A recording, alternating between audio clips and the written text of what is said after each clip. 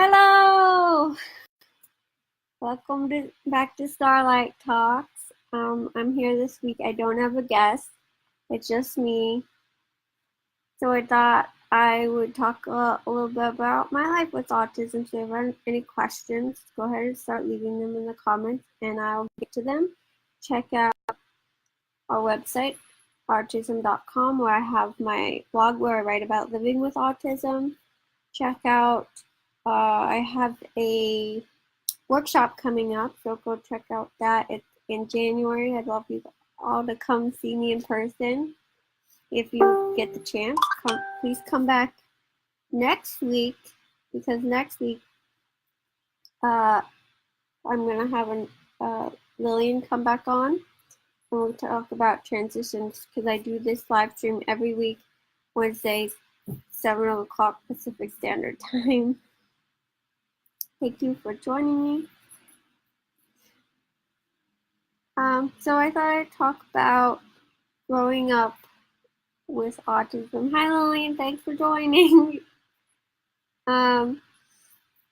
So I didn't know I didn't know I had autism until I was 16. This question I get asked a lot about the diagnosis process, but I do. I was diagnosed with ADD and OCD when I was 13, around middle school. I was misdiagnosed with that. So I'll get into that as I tell my stories. If you have any questions, start leaving in the comments. I love to get to them when I can. So, one of the things I ask are like, what is the biggest things you want your parents to have changed or have done better? If I could go back and change things, and like when it comes to just anything, one of the biggest things is I wish I had been homeschooled, just because traditional mainstream school is not fit for someone who's atypical, and even with accommodations, it was very hard, and I felt like my mental health went way up when I got out of the school system. Even college, it's set up where with the grades, like the reward system, where like the better grade you get, you're striving for that A. And for me, earning the A wasn't the same as learning the material. And for me, learning the material was more important. Questioning things was more important. And so I did a lot of things on my own that were not necessarily the main path that everyone went on. And so that was thought of to be weird and different. And then when you're in a neurotypical world, the neurotypical looks at you and goes, I don't understand why you're doing that. And so stop. Why don't you just do it the way I do it? But that doesn't work for everyone. And so especially as a kid, that was really confusing. So in school, it would be like, well, you have to do your homework this way, and there are all these rules. I didn't understand why you had to show all your work in this certain formula, where I'm like, but that's not how I process the information. So so much of that was busy work for me, where for other people, that helped them learn. And so that was really frustrating for me.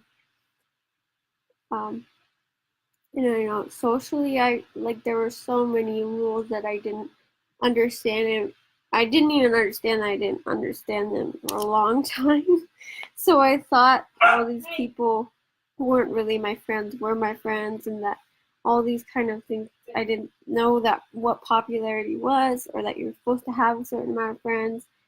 And so I was very blissful about that for a long time. It wasn't until later on where I realized, oh, all of these people are going to so many birthday parties a year and so many hangouts, and I'm not invited to any of them.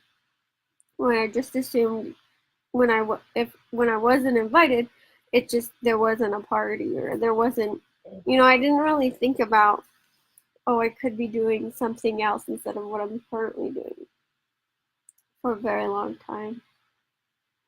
feel like I'm kind of jumbling around.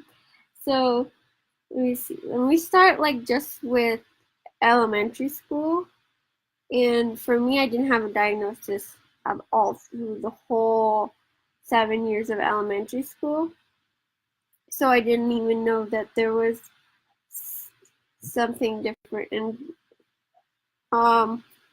for me, the way I thought was that everyone actually thought the same way as me and experienced like the same.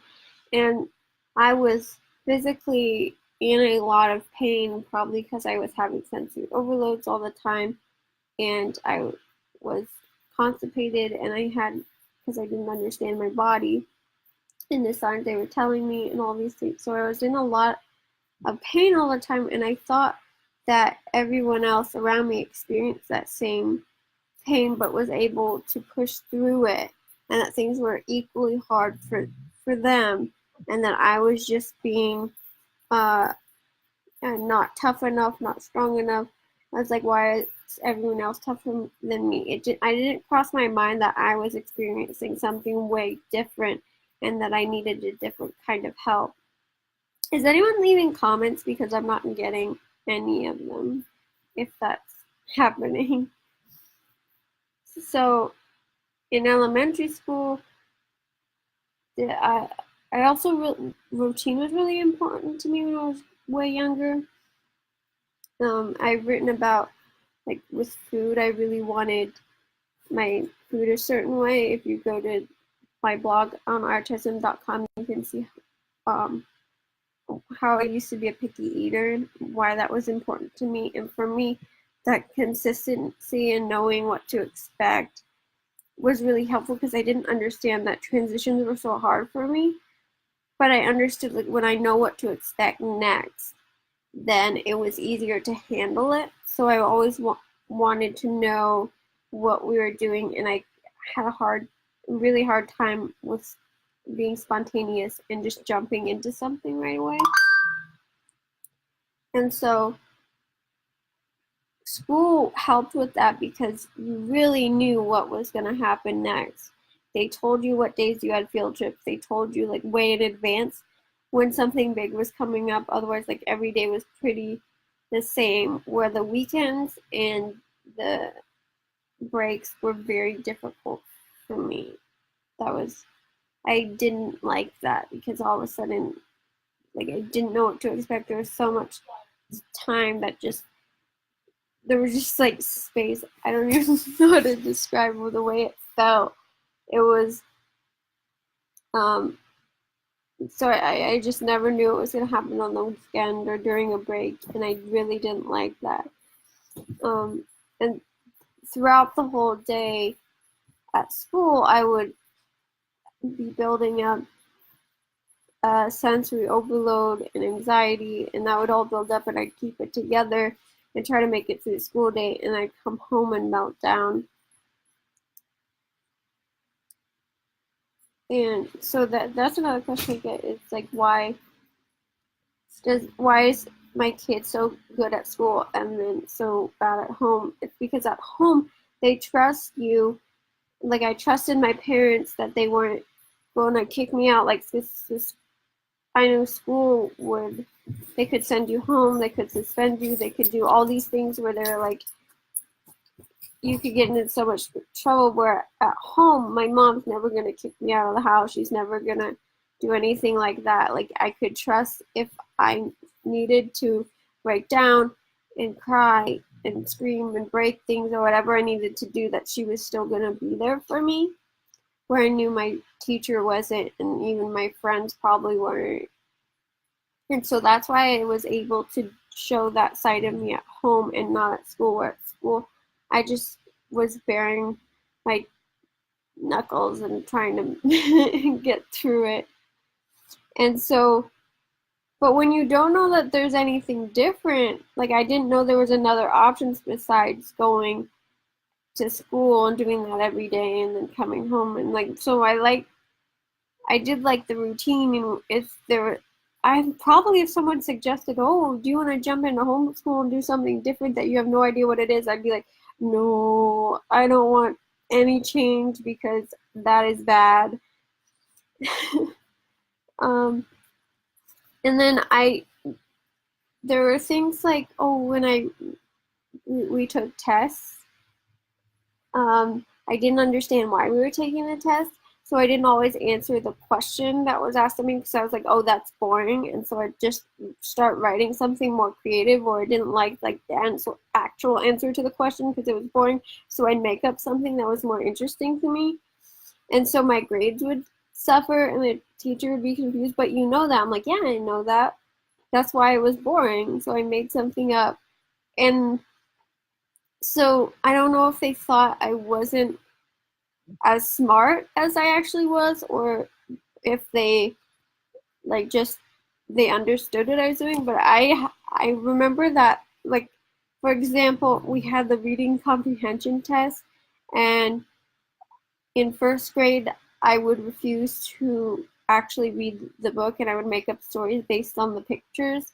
And so I was put in the remedial reading class, and I was told over and over that I couldn't read. So I have some weird memories of actually reading but not believing I could read. And so I thought I was like made up the stories that were on the page. And when I was really little, I memorized, because again, I like the same books read, like the same 3 books read at bedtime. So I memorized the books, and I could turn the page at the right time to memorize all of that. And so I'd read the book to people, and they thought I could read.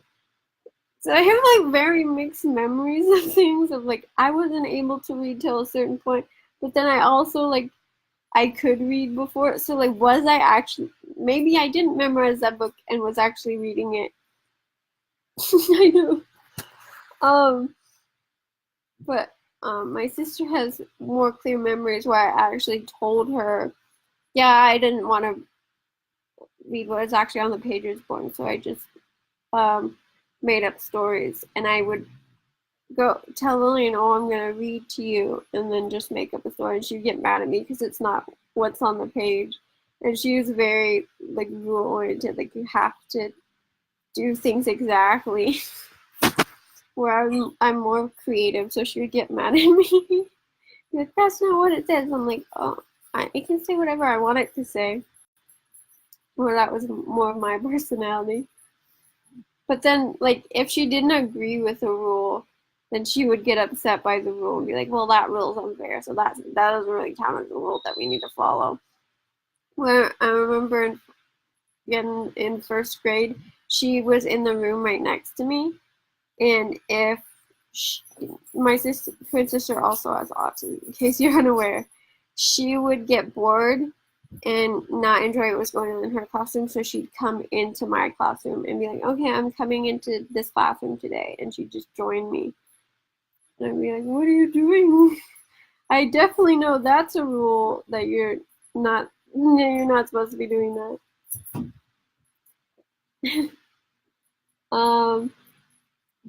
Let's see, what other elementary school stories do I have?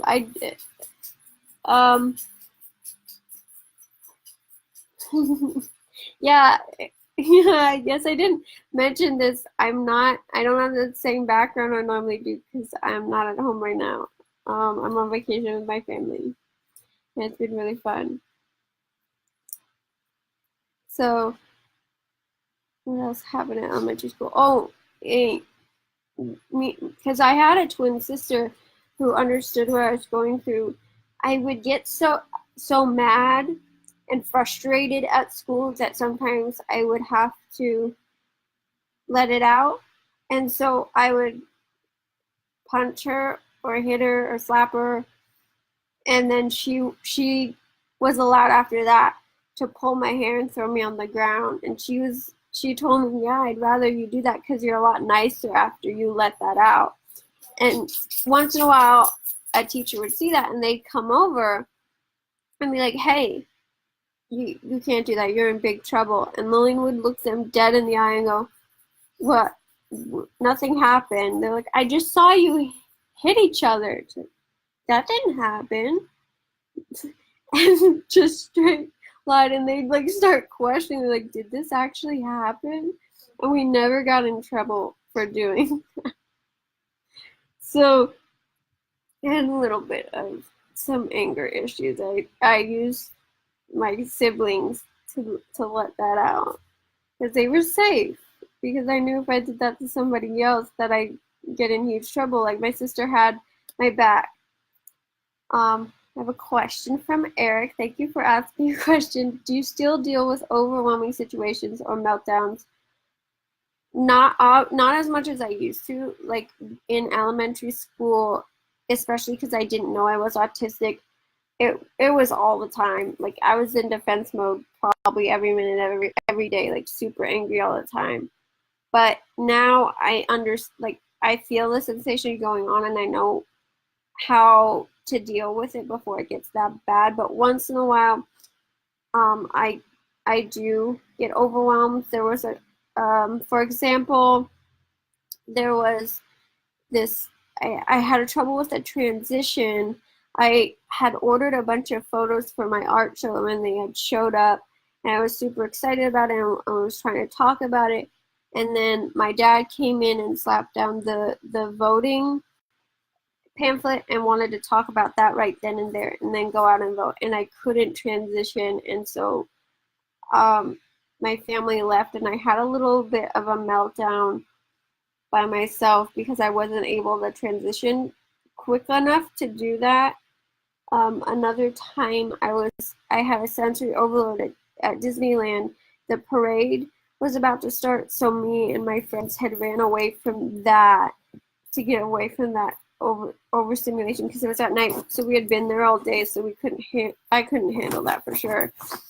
And we turned this corner, and the water show went off, which if you don't know what that is, they throw a bunch of lights on the water, and there's like huge loud sounds and music and characters talking. It's like a huge show, just noise and light and color. And so that hit me, and I had a sensory overload, and I went and laid down and was so nauseous. But I had my service dog with me, so he did deep pressure, and we were there for about 30 minutes, letting myself calm down. So it does happen, but definitely not as much as it used to. And I do now know myself and my body and my needs, and I'm able to take care of it much quicker, and I'm able to deal with it at all. Like, because before I wasn't able to really understand what any of that was. So like meltdowns were thought to be tantrums, and those overwhelming situations, I would just be like, oh, I'm tired, or oh, I'm this. I would use the wrong language, and then nothing would be done about it. Where now I can use the correct language and say this is exactly what's going on, so that people can help me. But unless I have a shutdown hasn't happened in a long while where I haven't been able to talk, because I'm selectively mute. I'm pretty sure it hasn't gone away. I just haven't had an episode of that. I was told I was shy and quiet as a child, but I actually would. I'm so sure I was selectively mute, where I had an inability to talk. And that hasn't happened to me in a long time. Like I do know, like in situations where there's a lot of people, such as a party, I'm gonna be more quiet because I have to process more information, and so there's so much more to process that I can't come up with conversation as easily as I would right now when it's just me and your questions. So that can cause more of my selectively mute to come out, but I haven't been in a situation where I couldn't communicate in a long time. Where in elementary school, it's very common that I didn't talk in class, didn't talk to my friends. I remember in middle school, I would bring a whiteboard out, and I was able to write a little bit, but I didn't even want to do that. But I would just say, today I don't feel like talking, and my friends actually were really cool with it. And I didn't understand that it was more of like, I can't talk. It was just so exhausting to talk, that I needed, and I thought I just needed a break from talking. But it was more than that. Now I know it was selective mutism. And especially in situations where I was made to feel uncomfortable by certain people, there were certain people that I would meet that would judge me more and make me feel really uncomfortable. In those situations, it was definitely so much harder to talk, especially in defense mode. So where now I don't really care so much about those opinions, but it still is difficult when you want to say something, you want your words to be validated and mean something. And so when someone goes, I don't really care what you have to say, then you don't really want to talk as much, right? And so when that's repeated over and over, which the school system likes to do, and you question teachers or question the material, or don't quite follow along the way they want to, that you get told, like, not quite always with words, but you get sent this message that you shouldn't do that. And if that's all that comes to mind, then you just, for me, it was so painful to keep getting that response that I really just stopped talking. And then with all the processing and stuff. So I hope that makes sense. That would, I don't want to keep rambling about selective mutism if you guys aren't interested. But I'll stick with whatever topic you want. Let's see if there was another, I don't know if you guys are comfortable with this, but my elementary school has put in the automatic flushing toilets, and that it echoed so much in there that I refused to use that, and I would hold it till I got home. And so I'm sure that was not good for my body at all. But there was there was a nurse on campus that let me use the nurse's bathroom because that one was not automatic. So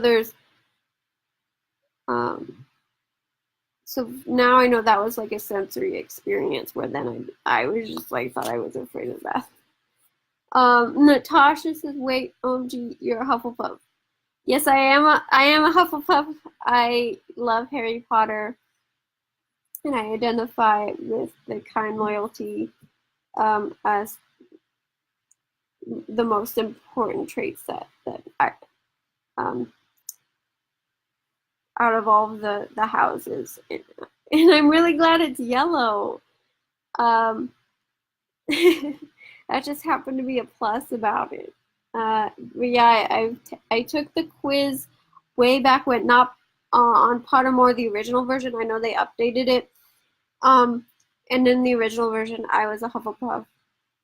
I don't think I took, if I did take the new one, I don't remember what I got. But I definitely identify as a Hufflepuff. I know what I do like about Harry Potter is it's a self-identifying thing. So you can check as many quizzes as you want, but if you feel like you're a certain house, that is your house. You're allowed to ask the sorting hat based on Harry Potter what house you are, which is similar to the Enneagram. You have to self-identify. And if you haven't seen the Enneagram, go look at that. It's a personality quiz. And if you're curious, my twin sister is a Ravenclaw. So if you guys want to talk about Harry Potter, I will talk about Harry Potter. That was a huge part of my childhood, and I think strange opinion, I think it's a Christmas movie, not a Halloween movie.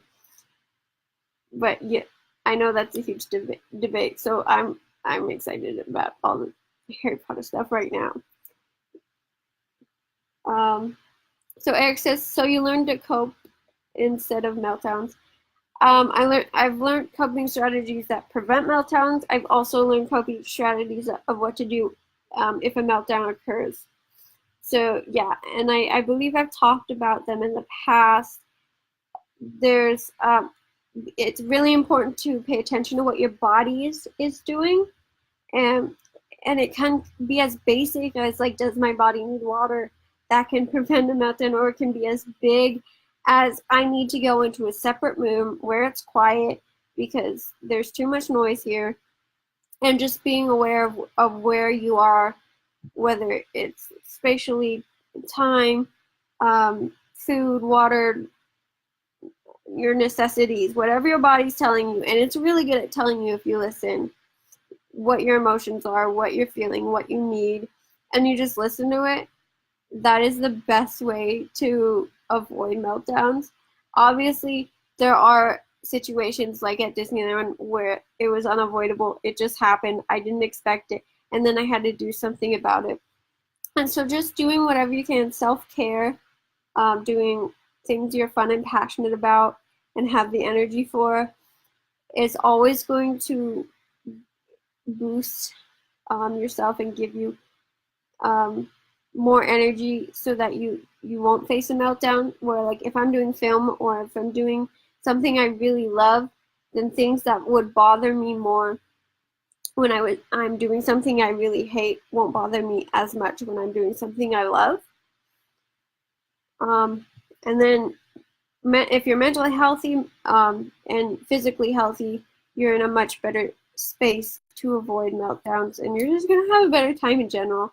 And so making sure that your body and mind are healthy and happy it will help you avoid all of those negative things, meltdowns, sensory overloads, all of that. And for each person, it's different. It could be as simple as like, oh, you need to make a cup of tea, or it can be as big as, oh, I just need to be by myself for a couple days. So just figure out what it is your body needs and what you need to do to stay healthy and happy. My son had a difficult time with toilets as well. He would run out of the bathroom, and those air dryers. Yes, those air dryers get a lot of people. I don't like using them.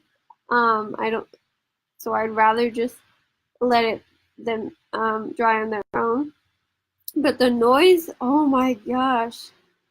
Hi, Chloe. I have recently discovered your page. Hi, Meredith. Thank you for joining. I love that you found me. Please come back next week. I do this live stream every week.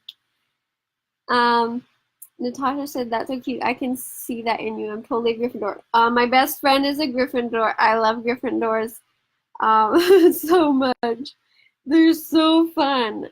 I love getting mixes of every house. It's like they're all so different and cool. We're back on Harry Potter again. Yeah, I'm definitely Hufflepuff. What advice would you give 14 to 15? I need a little bit more specific, like I can go into that, but in like what area, because vague questions are very difficult for us on the spectrum because there's so much information in that. But as far as any 14 to 15-year-old, everyone talks way too much about the future. Stay in the present. Like there's enough time to worry about college and all of that when you need to. Like there's so much cool stuff to do at 14 and 15 to explore and jump into. I wish I had done it earlier, like started exploring new things that I thought was interesting. And they say like you have to take all these AP classes. Like you don't if you don't want to. Like there's a million schools out there if you want to go to college, and there will be the right one for you. And that's in the future. Like, and if you don't want to go to college, you don't have to go to college. If you want to start working, if you want to take a gap year, like there's a million different paths to take, and you don't have to worry about the future if you don't want to. Like stay in high school. There's so many cool things to do inside, outside of high school. Have fun. Like just have fun at 14, 15. Like there's so much anxiety that people have over things you don't need to worry about. That's a really, really, really tough year, I have to say. Between the ages of 13 to 15, like after 16, I kind of figured it out. But like 13 to 15 is like everyone's talking about the future instead of now. Like now is such a great time, 13 to 15, if you stay in the present and you just have fun. Like just have fun being a kid. That would be my best advice because I hated thinking about the future at that time. I just wanted to be a kid and have fun, and I didn't want to date. I didn't want to do any of that. I just wanted to make friends, and people were always talking about, "Oh, you're going to date and you're going to have a boyfriend, you're going to have all these things." I was like, I don't want a boyfriend. I still don't. That seems like old people do that. I don't know. I just like having friends, and yeah. So at that age, that would be my biggest advice because I remember stressing about so many things I didn't need to stress about, and that made life pretty miserable. Um. Oh, so did you clarify here to get through school day year on anxiety meds? I didn't take meds till recently, and I've taken it actually for fatigue because I realized like how much more tired I am than other people, even than other autistic people. And so it's given me a little bit of energy. I would say meds are not for everyone. If you don't want to do meds, that's cool. If you want to try meds, go ahead and try it. And if they're not working, stop them. If you don't like them, don't do them. That's really such a personal choice. Definitely see a doctor, someone that knows you, someone you trust. Getting through the school day, honestly, whatever you can to get through it. If you're going to mainstream school, I wish I had done half days. I loved half days. I did them senior year just because of the way the class worked. I completed so many classes that I only needed a half day, and I had so much energy to do other things. I would recommend a homeschool. I wish I had been homeschooled. That seems like they would give me so much energy to do outside curricular things, which were way more fun than school. And I love the way homeschool works, where, especially if it's one-on-one, you can decide if you have the energy to work on something more difficult, or if you just want to do something that you're passionate about and easy that day. And for me, that is such a great concept because for me, transitioning is so hard. And so even when I was on the block schedule, which was a lot longer of classes, it was hard to transition from English to science, where I wish I had a day of science and math and then a day of history and English, because it's an easier transition. I just realized I need the charger. Hey, Alex, can you grab my computer charger out of my backpack? Can you grab my computer charger out of my backpack? I hope that answers some of your questions. As far as anxiety, I did a whole live stream on anxiety with my friend Dara. If you go to OurTism Facebook and click on videos, there's you can see all the past videos, and click on the anxiety one. Highly, highly recommend that if you want more information on anxiety. So Tommy says, when my son was very young in elementary school, they decided to have a fire drill. He ran out of the class down the hall, out of the school, down the street. Yeah, I remember in my elementary school, we had a fire drill that they actually changed the alarms in some grade in elementary school, but the first few years they had what we called the screaming chicken, and it was such a horrible noise. It sounded like a dying chicken that was just like ear splitting, and like everyone was like this, not to mention us autistic people were just a mess. And I do, even in college, I had a alarm go off at like 2 in the morning, and it just sends me into that panic, and it's like my fight or flight goes off, and it's like the alarm's actually trying to attack me, but there's nothing I can do about it, and it's an awful feeling. And so I think I wrote about it on Benji's Instagram. This is my service dog. He helps me with all that anxiety stuff. But yeah, I can definitely see that, especially because it's a surprise. It comes out of nowhere and it's super loud, and it just sends you into fight or flight. So he obviously has flight, which is much better than fight. Yeah, so he just has to know he has that, and I would suggest like if he can inform someone, I need to be out of this situation. And that is a great instinct. If there were to be a fire or earthquake or anything, that's the perfect instinct actually to have, is to do that.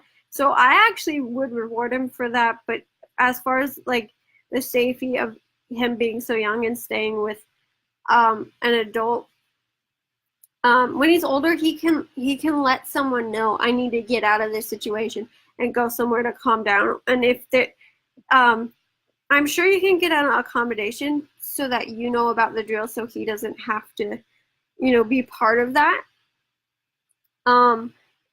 Because it can be overwhelming if you can help it. But I think as he gets older, he'll be able to know his own body more and what to do. I hope that helps with that question. But that's a very awful feeling. So I sympathize. Eric says, my daughter is 14 and is on the spectrum. She deals with anxiety, meltdown, sensory overload, and that kind of thing. Glad I started reading your page. Oh, thank you. I hope I've shared information that helps you understand all of that. And Meredith says, regarding reducing anxiety, yes, I am so excited to have found you and love seeing you. And did you have trouble managing a whole high school caseload, 7 to 8 classes, especially projects? So I'll get into my schools because I transferred a lot. So I was in public school until the middle 7th grade. What happened was when I hit middle school, I had sort of navigated friendship and school by the end of elementary school. And when it hit 6th grade, there's a whole new system of everything, of how school works, of how friendship works. And so I had to start all over, and it was so frustrating. And so in elementary school, a lot of times I would go home and reteach myself the material that was taught in class because they didn't teach the way I learned. 6th grade, it started to be way too difficult, way too overwhelming to do that. And so my grades plummeted. I didn't know why, because I was doing the exact same things I'd always done. And 7th grade, it even got worse. And my sister had huge anxiety and was on medical leave and all that. So she started going to a private school. And she's like, this school is great for someone like you. You should think about coming here. And I was like, maybe in high school, I'll switch there. But 7th grade got so bad that I was actually failing half of or more of my classes. And so I came home. I still have this clear memory of coming home. My mom knew I had a math test, and that they were giving it back that day. And so I had forgotten about it. I like shoved that memory out of my head. And she comes into my bedroom, and I'm working on my homework, and she goes, hey, so how did your test go? And just tears. And she was like, okay, what do you want to switch schools? And I was like, okay, let's go look at this other school. And like, she hugged me and we cried, and like, it's a beautiful memory I have. And so I ended up looking at the school. There was a program at the time called RTE with Mr. Walsh. I have done a live stream with Mr. Walsh called Road to Excellence. Please check it out.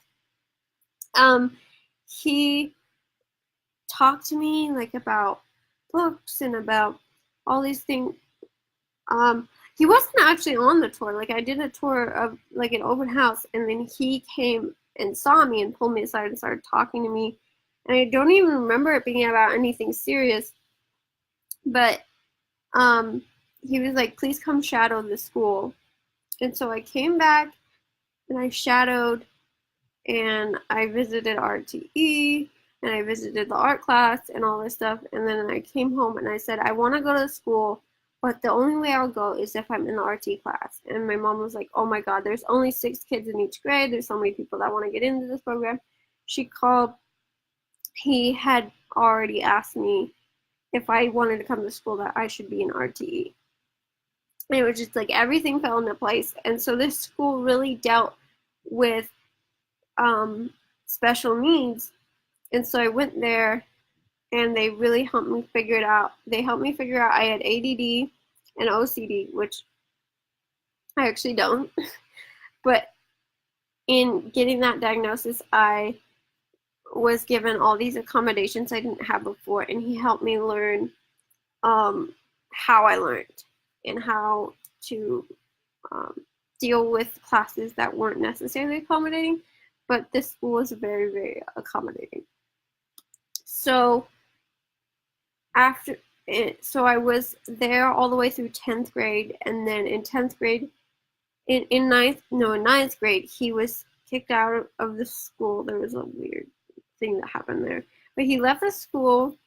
His program fell apart, and so after 10th grade, I decided to switch back to public school because there was film.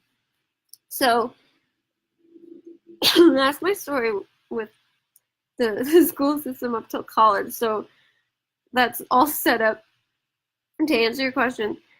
So how did I handle the high school caseload? I was so much more confident in high school than I was in middle school because of these years with Mr. Walsh and RTE. So for me, essays were so much easier than tests. And in my school, for the first 2 years was a prep school, so it was mostly essays. And so that was really easy for me. I loved doing essays, and we did like 3 essays a week or something crazy. So I did that. I tried to make sure I had electives at the end of the day. When I had like all my classes every day, so that I would have something fun to look forward to at the end of the day. So it's always like, oh, I gotta make it to my art class, or I gotta make it to my writing class, or whatever I was really into, so that there was always something to look forward to. Okay, I'm gonna make it to break. Oh, now I'm gonna make it to lunch. Now I'm gonna make it to my art class. But the block schedule I liked a lot better. The caseload. So I'm trying to figure out. For me, I did a class for homework. At both schools, I had classes where I did my homework that were a couple hours, so that when I come home, I didn't have to deal with it. So, and then in college, I continued that, where I was like, these hours, I'm always doing homework, and if I finish, then I work on tomorrow's homework or projects or tests, and I have to be working during that time, and it felt weird if it wasn't. So that like homework is a class. So I had that like a couple times, if not every day, a couple times a week, if not every day, and I would do that. So that's really how I dealt with homework and everything. And if it got to be too much, I would talk to a teacher, and they were always, for the most part, really understanding with extensions or getting rid of projects for me. I know in high school there was, over spring break, I went somewhere that didn't have internet connection, and then I was really sick that next week. And so there was 2 weeks, those 2 weeks we were supposed to be working on this group project, and I wasn't able to. So I came back to school, and my group had actually like kicked me out. They had talked to the teacher, and they were like, she's not doing anything. I came back, I explained the situation, and he just said I didn't have to do the project. And I was like, oh, okay. That was my senior government class. I think, yeah, so he was really awesome about it. So like there's always really nice in that way. Like there was always people like the teachers seemed to be understanding of that. Like, but when I said that, oh, it's because of autism, then they didn't care. But when you were just like, if you just go and I'm overwhelmed. But if I went through um my special needs center and had whoever was in charge of that email the teacher, then it was for sure helpful. And I know with like tests and finals, I was able to reschedule them for times that worked better for me because I had a proctor anyway. So if I had too many tests in one day, I just moved it. So knowing what I could handle was really helpful. It's like I can only do this many tests in one day. And so during college, I definitely moved finals around from when they were supposed to be. Staying in the present, great advice. Thank you, Meredith. Seeing you and your sister. Kevin says, hi, I'm busy with work life, but I just got on. Oh, hi, Kevin. Thank you for joining every week. It's amazing. Meredith says, how did you apply to get a service dog? That's something I never thought of when my daughter gets older. You just buy one or so there's a couple different ways you can do it. I don't know. I know there's like a lot of scholarships or like charities that'll help you pay for it. Definitely check that out in your area. I don't know exactly how to do that, but there's a couple different ways you can train them. One is you can buy a dog and train it yourself. There's different places where you can take tests and get certifications for different things, but really you just say it's a service dog and you go the law says you state it's a service dog, then the only reason a place can kick you out is if your dog misbehaves. So you are liable for whatever the dog does. So if he barks and someone falls down and breaks their leg, you're liable for that. So you just have to make sure you've trained your dog and you trust your dog. And depending on where you live, you've got to accommodate for that. Or you can go through a place that trains the dogs and you can pay for an already trained dog.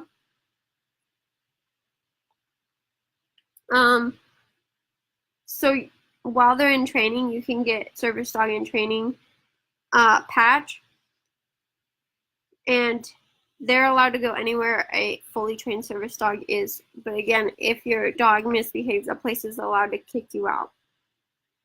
That's really it. But so you'll be asked 2 questions by restaurants, by people in charge, authority, I guess. One is that a service dog? And 2, what is the service your service dog provides? So that's all they're allowed to ask you. And so if you need that service from the dog enough, there's also now some places that are asking you for certification that you have something such as a disorder or a health condition that means you need the dog. And all the laws are online, so if you want to look up the laws, it's all clearly in there. But yeah, if your daughter has a diagnosis of anything, either a health condition or a disorder or anything along those lines, anxiety, then you just have that diagnosis, and you train your dog to help with that. And so my dog knows deep pressure therapy, where he lays on me like a weighted blanket in certain areas of my body until I'm calmed down. My sister has a service dog that is trained for alert, that when she freezes in uncomfortable situations, he's trained to grab her and move her out of that situation. He's so he alerts her to things. And then I have 2 friends with PTSD who have service dogs for that, which is a whole nother level of comfort. So, and I did a whole live stream on Service Dog, so check that one out as well with a trainer. So I hope that helps. Yes, thanks so much. Anxiety hugely changed and heightened for my daughter in 7th, where she missed a lot of school. Yeah, I would say defense mode hits 6th grade. If it hasn't beforehand, it will hit everyone 6th grade. It's such a difficult year. Study hall, yes, a must. Now she has 2. They let her drop Spanish. Yeah, I was in Spanish for a semester and couldn't handle that, and so I dropped it. And then I took sign language in high school for 2 years to get the language requirement. But I don't think you need much of a language requirement, and there's some colleges and some majors that don't require it anymore, so I'd look into that.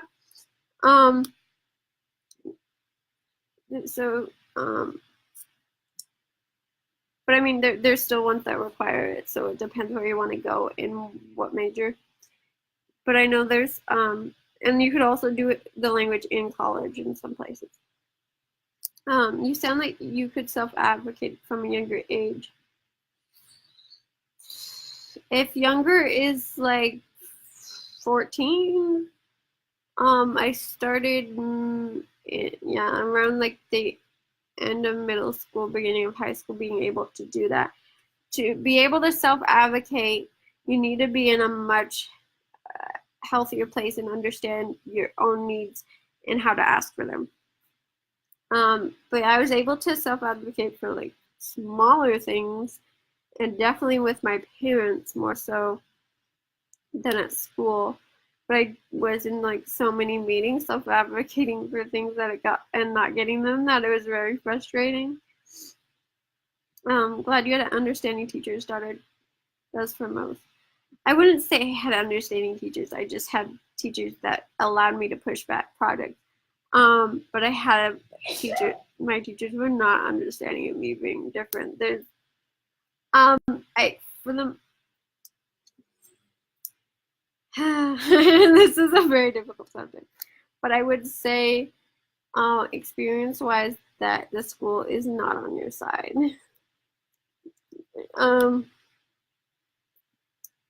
Tommy says, my son is 17 now and functions pretty well, but when he was younger, he had many issues and meltdowns. Now, when I try to talk to him about that, he seems to not remember. Are gaps in memory common? It seems like they were things he would never forget.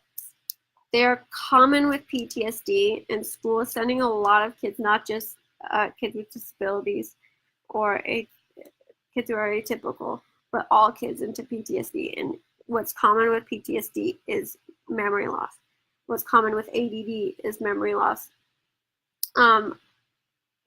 So yes, he will, if he's gone through something that traumatic at school, or something over and over and over that becomes traumatic, your memory does a really, really, really great thing and blocks out a lot of negatives. And so it seems like life is better than it is.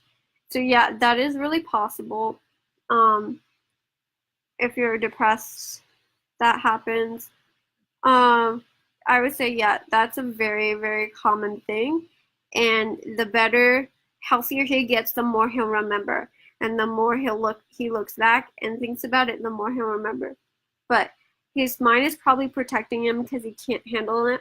And it's probably a traumatic event that would trigger something, whether it's a meltdown. So that's probably what's happening. Is he's blocked it out, and it's very important not to touch that till he's ready. So Meredith says, I'll check it out online. Thanks. She has anxiety and high functioning autism. Very common combination. Meredith, what did you major in? I majored in film in college. I was a film major. Richard says, just FYI, when I got diagnosed with a reading disability, I could take other courses in place of foreign language classes. Yeah, check out, there's a lot of things that you can take, depending where you live and what colleges you want to apply to and all those kind of things. Your disability could cancel out a foreign language. it could cancel out a bunch of things, actually. Meredith says, what happened? You understand your needs best, talking with parents, counselors, or what exactly? And Danny Rady, Asperger Experts, Defense Mode course. Check that out. I did a talk on that with Danny Rady twice. I think twice. And I also did one with Mr. Walsh from RTE. They both have really, really important discussions. That I met Mr. Walsh when I was 13. I met Danny Rady when I was 17, I want to say. And they both helped me figure out that self-advocacy, understanding myself and my needs. And they have really, really cool tools. Check them out.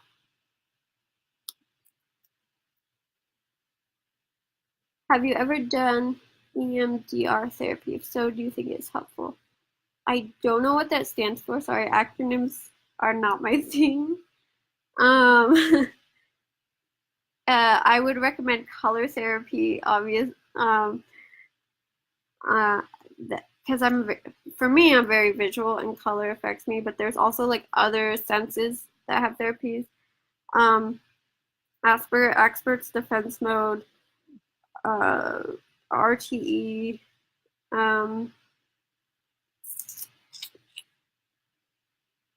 What else have we done? I like meditation. Meditation is a huge cure for anxiety.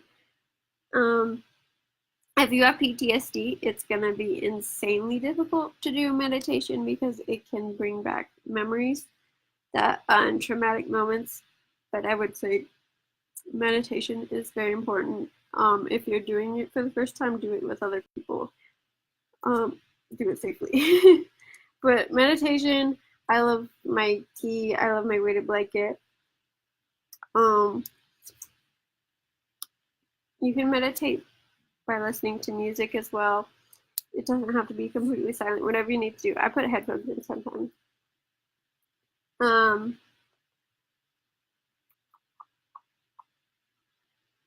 Yeah.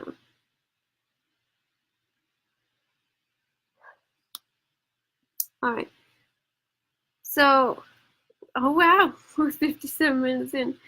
So I'm going to start, if I don't have any more questions, I'm going to start wrapping up.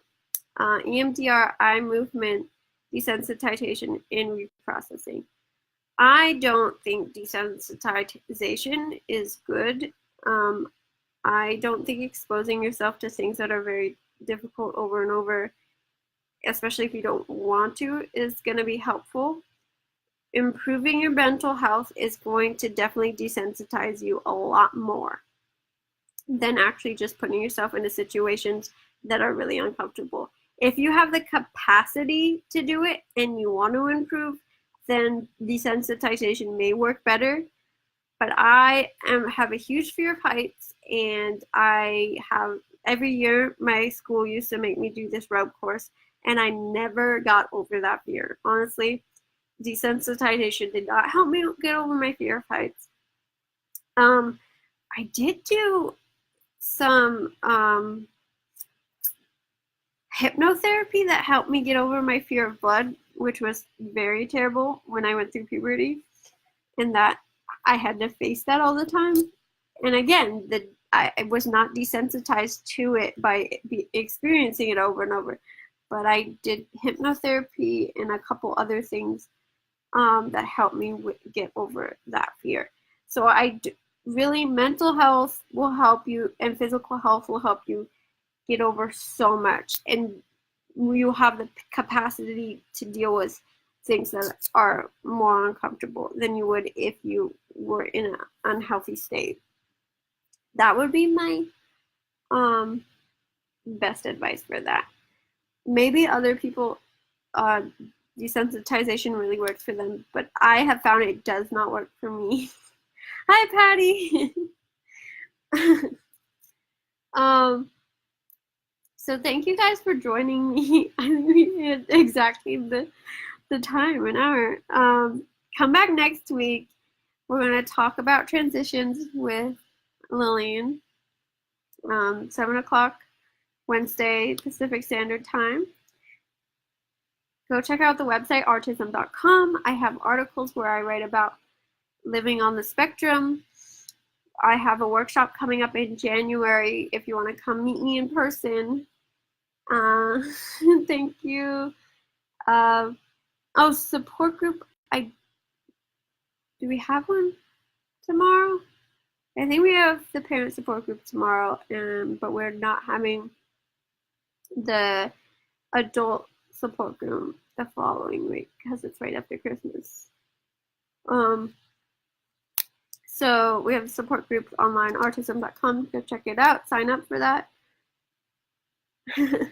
Thank you guys for watching. And come back next week.